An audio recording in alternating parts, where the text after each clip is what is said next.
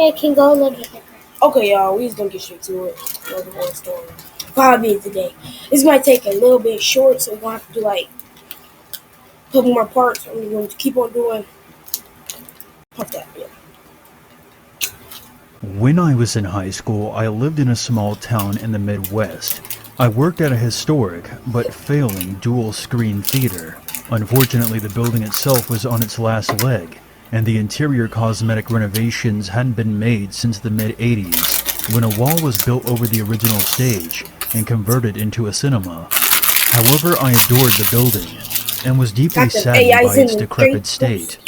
Many of the locals didn't care much for the theater once they started showing movies, and business dropped enormously from then to when I was employed there in 2007.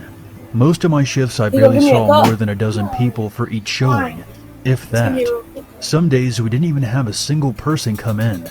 My manager and I eventually became good friends, and he gave me a key to perform nightly janitorial duties. Needless to say, I was psyched. I loved the idea of coming in after hours to work and try to make the theater look more presentable, and not a typical smelly discount shithole.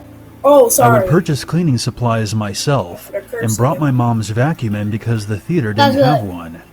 I tried as much as a 17-year-old could to make the place more attractive, because it seemed everyone else gave up on her.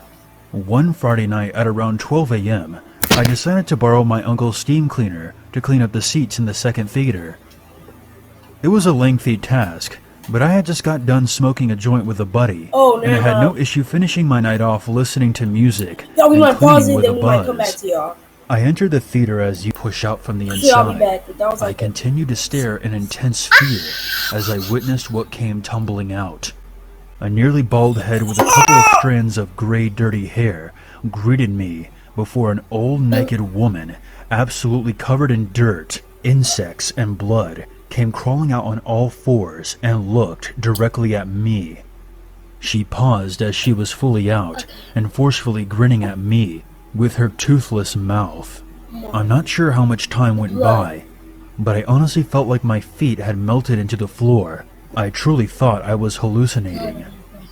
The way she was positioned like that seemed unreal, and although I was terrified, I think I was more perplexed by her contour. I thought she was a character from Silent Hill I had hallucinated, and jumped over the last two rows of seats. I still can't believe I did that in one leap, and ran as fast as I could to the exit door. I could hear distant shuffling as I slammed the door behind me, locked it, and ran to the police station, which was a couple of buildings away. I gave them the key, called my manager, and told them I wasn't going back. The woman who crawled after me, according to the police, was a homeless schizophrenic meth addict who decided to take up residency under the screen after managing to enter through a small opening from the outside of the building. When they arrived, she was crawling around in circles in the lobby. It appeared to them that she had been staying there for at least a week to shoot up meth, and she more than likely watched me on my janitor days, grinning that toothless grin as I swept away, unaware of her being there. It was definitely the absolute scariest moment of my life. I didn't ask, bro. And needless to say, I stopped coming in by myself to clean up. Since then, the place has closed and is completely boarded up. I miss it greatly, but whenever I come back to the area, I still wonder if she's sleeping in there. Oh my gosh! Alright, we're gonna have to party making noise. As the bell was about to ring, I only had a few friends, and we always sat at the same table during lunch. We were all rather quiet, and most times read while we ate. That means I usually don't look around the lunchroom, as I have my eyes in my book. This day my friend finished her novel, so I decided to put mine away and just talk. I immediately noticed Alex staring inside at us from the courtyard tables. He never seemed to be embarrassed that I noticed him. I showed him to my friend and told her about my class with him. She found it to be super... I'm gonna pause this and it's gonna be into this video. Let me go out of full screen.